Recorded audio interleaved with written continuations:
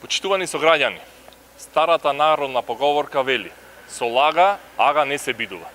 Со лагите искажани од страна на ВМРО ДПМН и Благоја Шаклевски, Зоран Илиовски не бидува градоначалник. Ниту Елем, ниту Рек Битола ќе се продава, ниту пак вработените ќе останат на улица.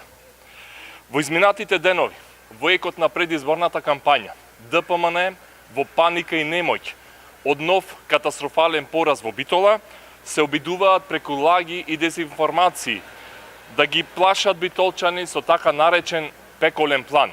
Цитирам, дека Рек е капарен за продавање, дека Рек Битола е договорен за продавање.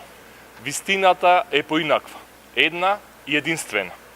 Рек Битола и понатаму останува столб на електроенергетскиот систем во Република Македонија, во состав на акционерското друштво Елем, која што е во државна собственост на сите граѓани на Република Македонија.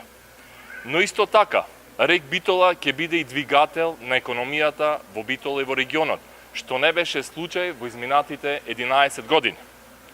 На парламентарните избори во декември минатата година ветивме низа мерки за подобрување на состојбите во комбинатот. Ветеното и го стваруваме.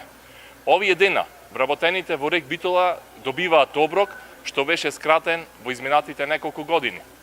Исто така, во октомври вработените на смени добиваат 5% повисока плата.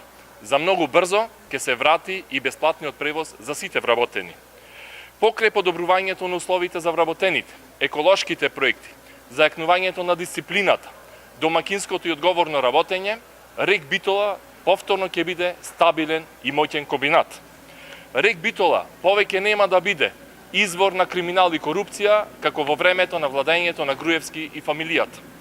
Граѓаните на Битола веќе препознаваат и после промените на централната власт на 15 октомври ќе стигне и нова промена со нова локална самоуправа предводена од СДСМ и коалицијата.